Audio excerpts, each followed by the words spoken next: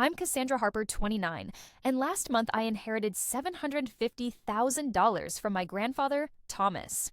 The shock wasn't the money. It was sitting at my childhood dining table, surrounded by unfamiliar men in suits, my mother, Eleanor, introduced as family friends. Her smile never reached her eyes as she nodded to the notary who slid legal papers across the mahogany surface. "It's just a simple transfer, honey," she said, sweetly.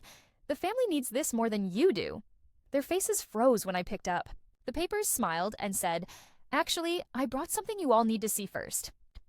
If you're watching from somewhere your family respects boundaries, drop it in the comments and subscribe to see how I turn this ambush around. Growing up in suburban Massachusetts, I learned early that my mother, Eleanor, had a complicated relationship with money. By complicated, I mean disastrous. She was like a Kiv. Money flowed through her hands without leaving a trace behind, except for the shiny objects she'd acquire along the way. When I was 13, I witnessed something that would forever change how I viewed my family dynamics. I was supposed to be in bed, but I'd snuck downstairs for a glass of water when I heard my grandmother, Margaret, crying in the kitchen. Through the cracked door, I saw her hands trembling as she clutched a checkbook. "Eleanor, this is the 4th time this year," she said, her voice breaking. "Your father and I don't have endless resources. This was for our retirement." My mother simply waved her hand dismissively. "Mom, it's just temporary. The commission from the Lakewood property will cover everything next month." There was always a next month, always another commission, always another reason why this time would be different. My grandmother wrote the check anyway, her shoulders slumped in defeat. My mother worked as a real estate agent, which meant her income fluctuated wildly. The good months funded shopping sprees and spontaneous weekend getaways. The bad months meant past due notices and frantic calls to family members. Despite this instability, she insisted on living in an upscale neighborhood, driving luxury cars she could barely afford, and wearing designer clothes that often still had tags on them. When the credit card bills came, my grandfather Thomas was different. Every Saturday morning from the time I was 10, he'd pick me up for breakfast at the local diner. Over pancakes and orange juice, he'd teach me about saving, compound interest, and the importance of living within your means. "The best things in life aren't things at all, Cassie," he'd say, using his special nickname for me. "Financial peace gives you freedom to choose your path." He never openly criticized my mother in front of me, but his disappointment was evident in the tight lines around his mouth whenever her name came up. Instead, he focused on teaching me to be different. "You're a smart girl with a good head on your shoulders." He'd tell me, "You can break the cycle." By 16, I had my first job at the local grocery store. Grandfather helped me open a savings account, and I watched with pride as my balance slowly grew. When I graduated high school with honors and acceptance to a state university for graphic design, he was the one beaming in the audience, clapping until his hands were red. College was where the financial reality really hit. My mother had promised to help with tuition. "Don't worry about it, honey. We'll figure it out when the time comes," she'd said during campus tours. But when acceptance letters arrived, she had a new excuse. The market was down, she was between big sales, she had unexpected expenses. I ended up working 2 jobs, mornings at a coffee shop and evenings at the campus library while maintaining a full course load.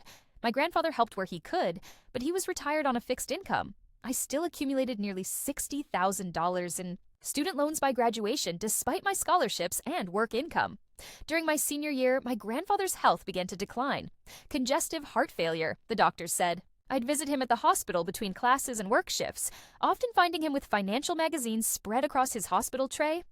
"I've been thinking about the future, Cassie," he said during one of these visits, his voice weaker, but his eyes still sharp, "about what I'll leave behind."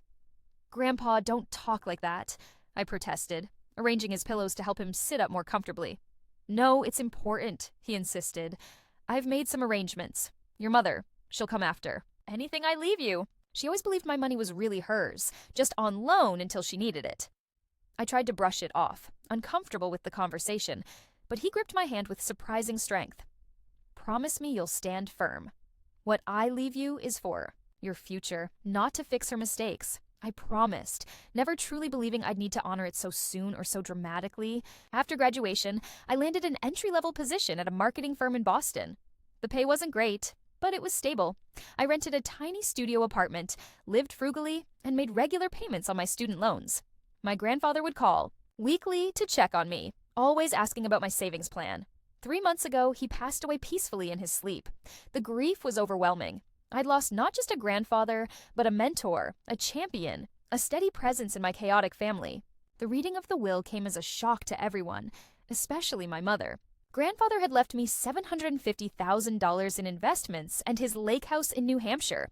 To my mother, he left $50,000 with a note that read simply, "Eleanor, I hope you finally find contentment with what you have." At the funeral reception, my mother hugged me tightly, whispering congratulations that didn't match the calculating look in her eyes. Less than 3 hours later, as I was helping clean up at my grandmother's house, she cornered me in the kitchen. "So," she said, leaning against the counter as I washed dishes. That was quite a surprise today. It was, I agreed, focusing on scrubbing a particularly stubborn spot on a casserole dish. "You know, the roof on my house needs major repairs. The contractor estimates about $30,000. She said it casually, as if commenting on the weather.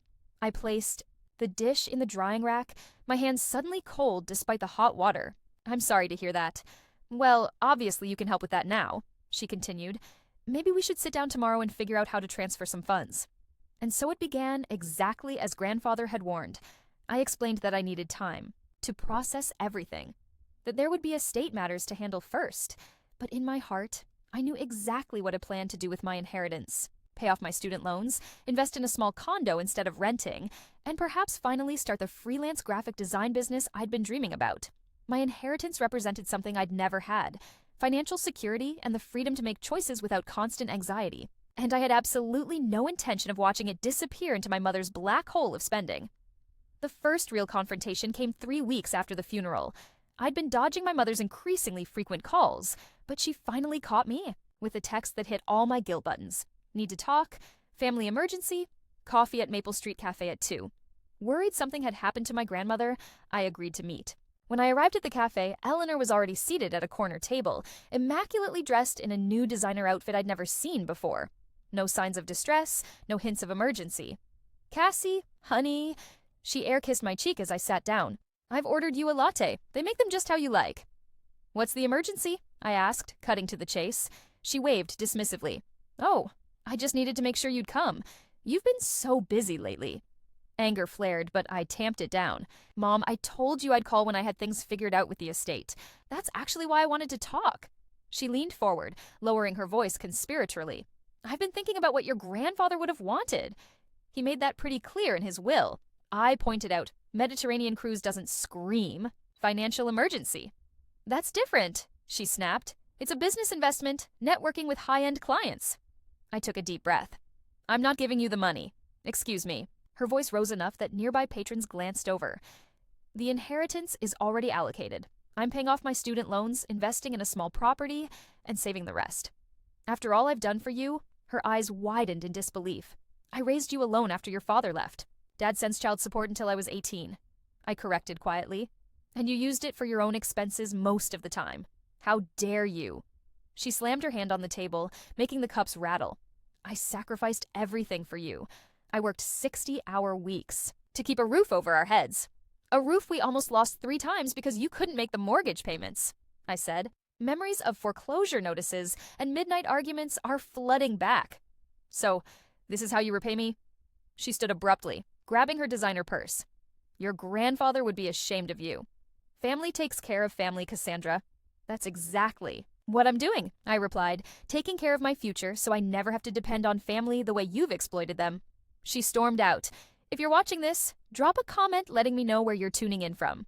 Hit subscribe and like if you've ever had to prove someone wrong who underestimated you." Now, let me take you back to where it all began.